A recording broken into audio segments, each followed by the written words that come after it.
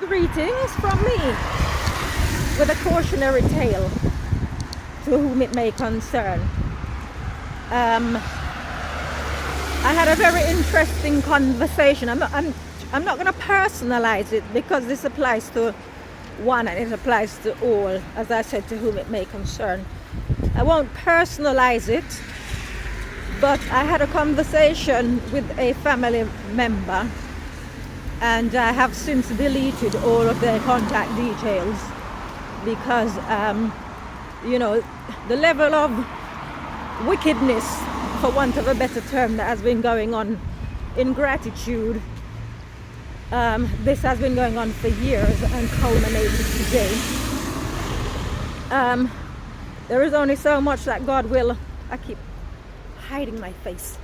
There's only so much that God is going to put up with until, what we reap we sow. God is not mocked. Vengeance is mine, saith the Lord, I will repay. We must be very, very careful how we judge people. Now, people only know me as much as I allow them to know me. So, hi guys. People only know me as far as I allow them to know me. I will repeat, people only know me as far as I allow them to know me. So, this includes family members. And I use the word lightly, family, because everybody who knows me knows that I have the same regard for everyone. Just because you're family, it doesn't mean that you hold a special place in my heart. So, I said I'm not going to personalize it, but I'm just going to use the examples from my current situation. So I'm here with my sister, and the carers just left. I was actually going to Tesco, but it's too darn cold, so I'm not going to bother. I've turned back, so I'm sort of wearing the wrong type of clothes, and it's too cold for that, so turn back. But anyways, I walked out with the carer who comes every day, and all I've been doing, because I like to have witnesses, there must be witnesses, so I've been, all the people that I have the time of day for, meaning the decent people that I've known. Some I've only recently met in the last few years, others I've known for going back to the 90s, you could say. And I related what was said to them. Now, I'm not going to go into any details, but if somebody says to you that everybody else's life, talking about people in the family, everybody else's life is successful except yours, then that would mean that they're sitting around discussing me in this situation. Blimey, the light here is not great. So it would indicate that they're discussing, examining my life and discussing me, and of course, as their parents did, and as they themselves now have grown up, they make themselves judges. So, by virtue of the way, with their limited understanding, I'm going back to the point that, as I've said, people only know me so far as I permit them to know me. So, the idea that you're going to weigh up your life against mine and view yourself as successful, had the situation been such that it demanded, you can break out into laughter, but it was not a laughing matter situation, I would have laughed, I would have exploded with laughter, right? So you have these people, family members in this situation, who are clearly having conversations about my life, not knowing anything about my life, in fact. So, as I've said, I'm currently serving a 30-day Facebook ban. I would have done a Facebook Live and then uploaded the video to YouTube. But can't do that, as I said, because I'm banned. But so it would have gone live. So based on their smallness, they judge others. Now, there is nothing small about me. I might be small in stature, but there is absolutely nothing small about me as an individual. Right, but they wouldn't know this because they don't understand spiritual things. So I'm pretty much doing this video for reference because I will come back to it. So the individual was talking about me posting crap about her mother on Facebook, and also said that everything, no, she will sooner believe her brother, because for them, they subscribe to the blood is thicker than water principle, but only on that side, on their side. So they tend to lean to the side they feel most comfortable with, the unspiritual side. Right, so they lean towards that side because that's what they feel comfortable with. So they will sooner believe what any member of, they will support any member of that side of the family. So the reason given for why they haven't, beyond sending the message, I know we haven't been in touch, but I love you, and blah blah blah, you know, this talk is cheap. Of course I wouldn't respond to that, because I said talk is cheap, and besides, you're not in a fit and proper position to come and do what needs doing as regards, if you like, assisting me to look after my sister, which is something I opted to do, thus packing up my life and if you like, sleeping on her sofa in that small environment for the past, we're into the seventh month now. Now, I understand human nature very well, and I know that if somebody wants to do something, they will do it. If they wanted to come or have contact with my sister in some way, they would do it. They would not say of me, like I said, I'm trying not to personalize this, but I'm ending up doing that anyway.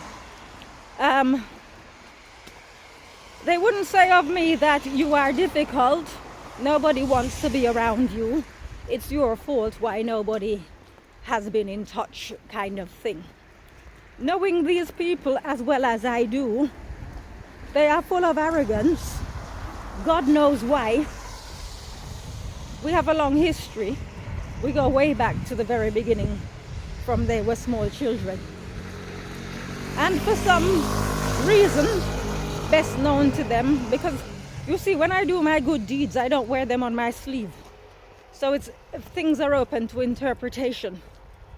So if you are in a situation with people who have been, if you like, groomed to believe that they're better than others, because that's the only thing I can think of, because if you're a single mother with one child and another one on the way, you must think a lot of yourself to think that you're better than someone like me who doesn't have any children. But you see, again, to say that I'm deluded, which she did, this is based on the fact that I am not on the same level as them. So they can only see things from their basic level. And because perhaps there are more people, because I don't know any single mothers, by the way, I don't have any in my, I don't have a social circle, but I don't, people gravitate towards you and away from you based on things you perhaps have in common.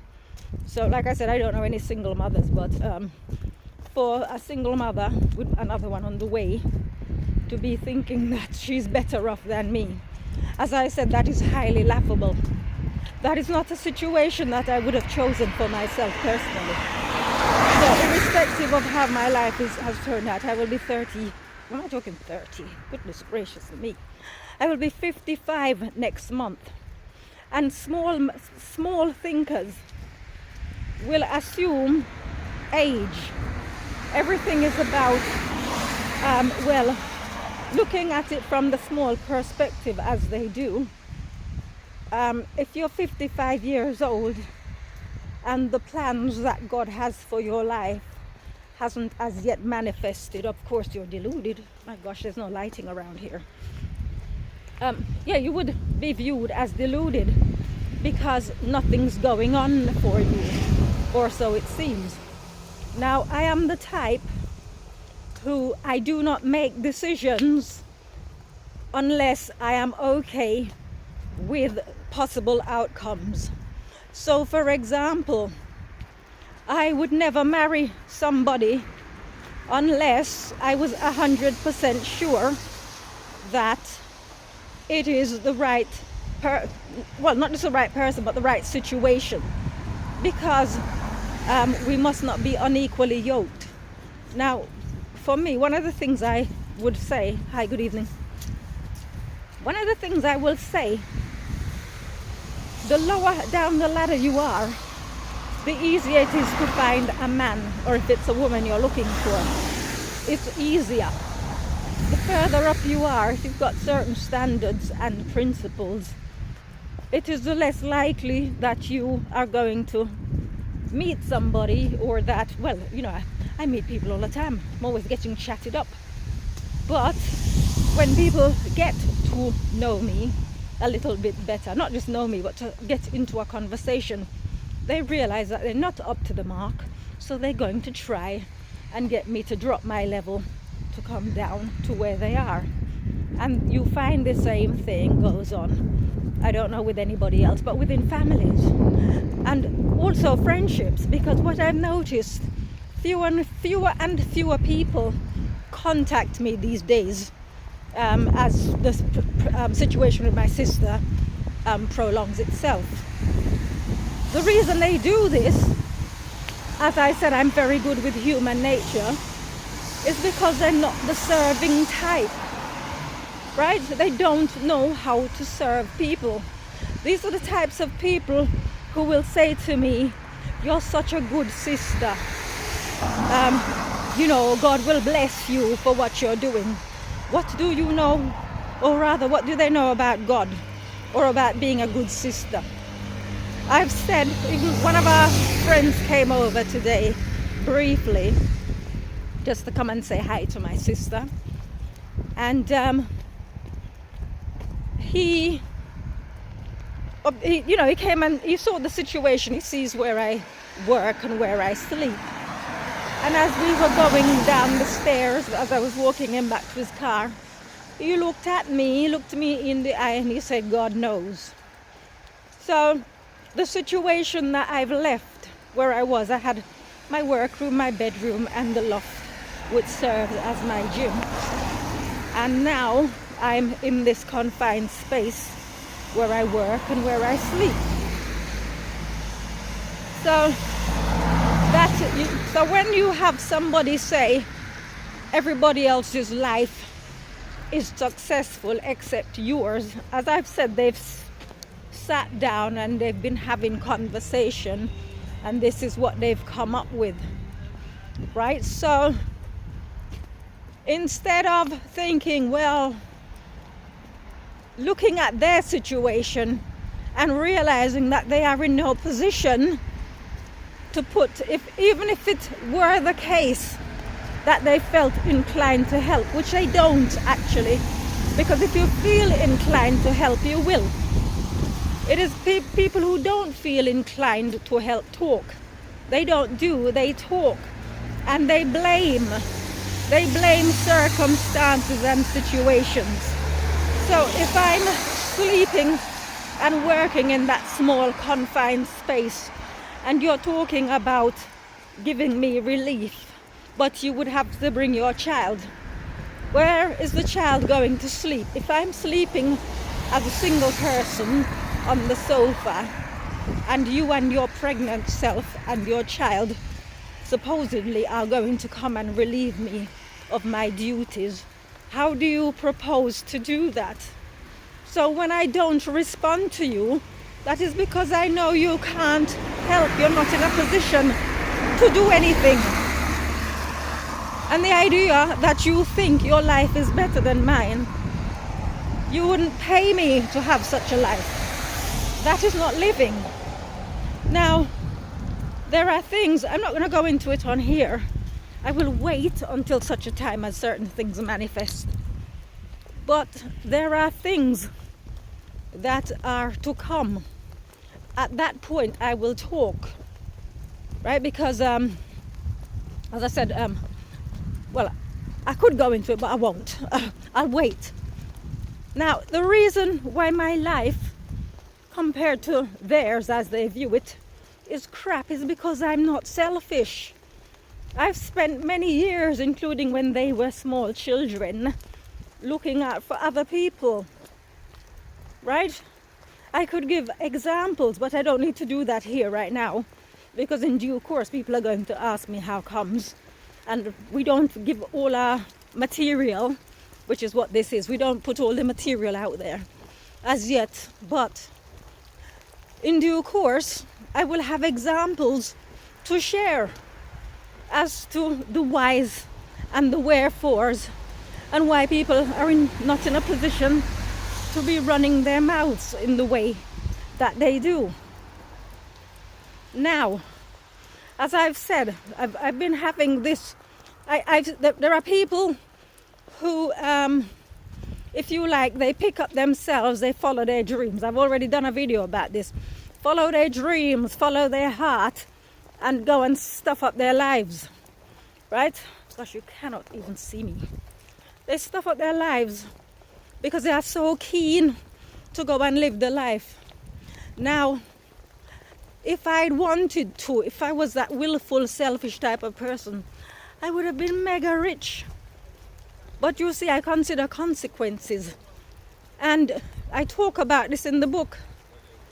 If I don't know what the consequences are going to be, because anything could happen when you sort of go into a certain direction, you pursue a certain path. We see, for example, people who chase fame and fortune. Some of them cannot cope with it and they end up dead prematurely. Now, even as a young person, even as a teenager, I was making decisions to inform my future. So I didn't learn to type, for example, because I knew that I didn't want to work in an office. And I knew that if I had no typing skills, I would never have that to fall back on and end up working in an office.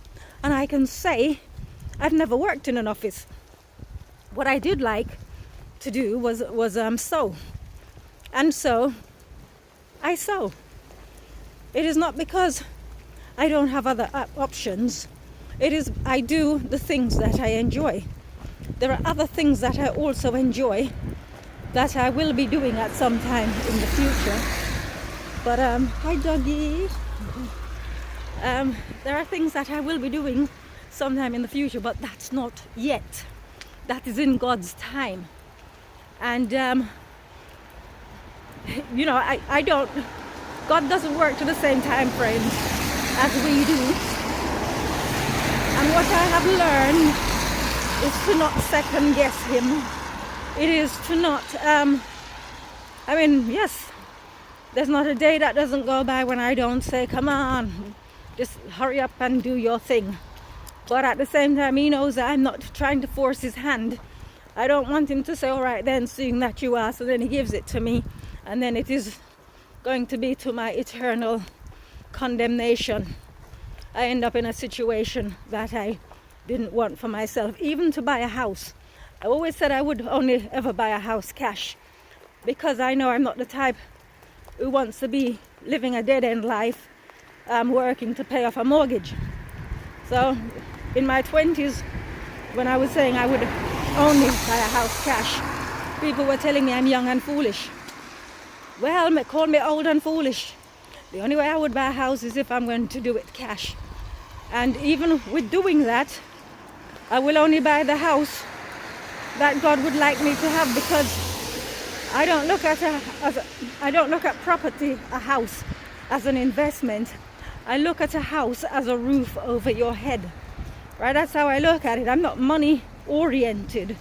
So the idea that these people, the people formerly family, because to hell with all of them, I've deleted all their numbers, so I will never have anything further to do with them. It's not a question of forgiving and forgetting. It's just when people are no good, it's like you do with rubbish, you discard, you get rid of, so you have nothing further to do with. Right? You don't go back outside and pick up the rubbish. So when I'm done with people, I'm done. That's how I roll. Right, I have no sense of direction. Where the hell am I going? Am I going in the right direction? I don't know. All roads lead somewhere, I guess. Aha, I'm going down here. This is where I need to go.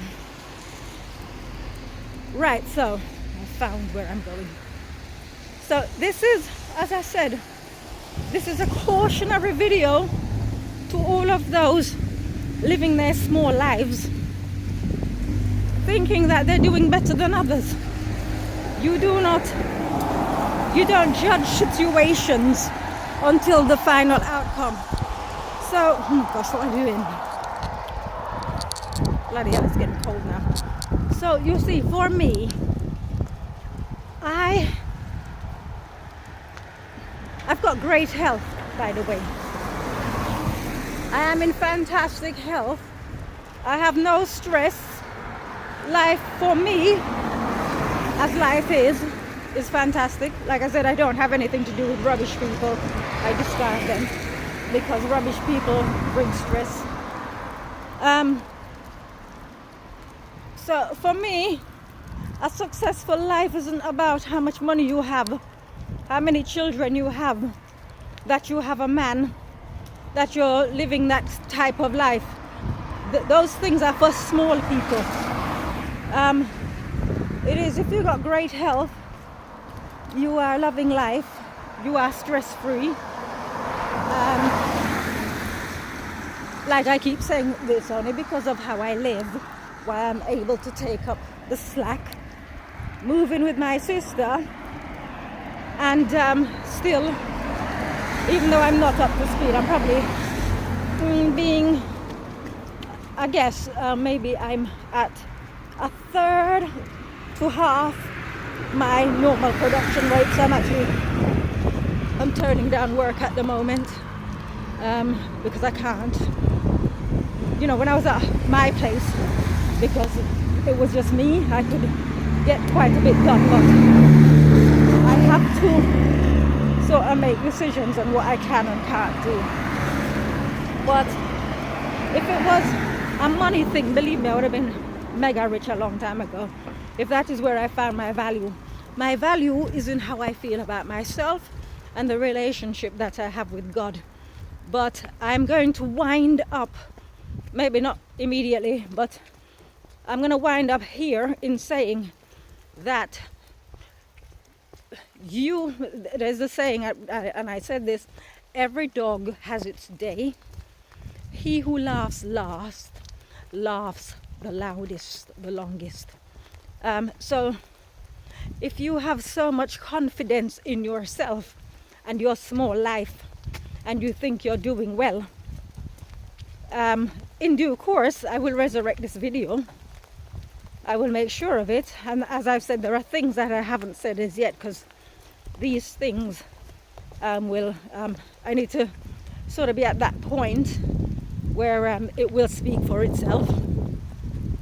But It's like I said, it's a cautionary tale. Don't look at your small life because you don't know how it's going to turn out. Especially if you have children. I don't have any children.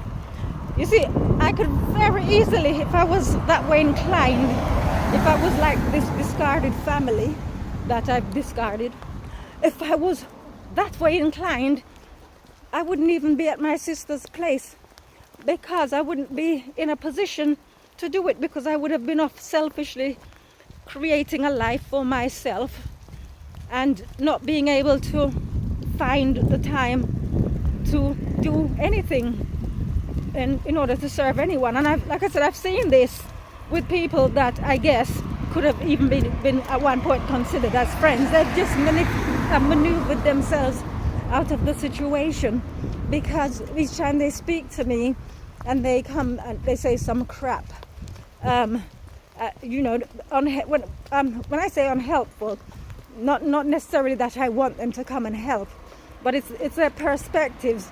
Why don't you do this? Why don't you do that? Obviously, if it was something that was feasible, I would have thought of it myself, given that I am an intelligent person, believe it or not. So they kind of, quite a few of them have backed off. But I've got the usual suspects. And like I was saying, speaking today to all the witnesses, because as I said, I like to have witnesses. To all of them, there are a couple of them that for years have been saying to me that I shouldn't have anything to do with my family, that they're no good. Sorry, but they're no good, that kind of thing. But you see, I'm not that kind of way. I don't discard people because somebody tells me to do it. I give them enough rope to hang themselves, and then they have no leg to stand on. Everybody that I've got rid of out of my life, or those who have removed themselves from my life, there is no way back for them, because there is so much that I can, not so much that I can say to them. I just need to pull the cards, deal the cards back to them that they dealt. Remember when you said this? Remember when you did that? That's all I need to do. And very few people come back once they've left or once they've been dismissed. So my mother was saying to me, oh, ignore them.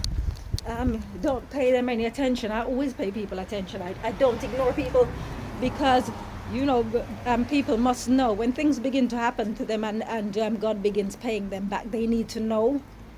You don't just leave things. They need to know. They must not be ignorant.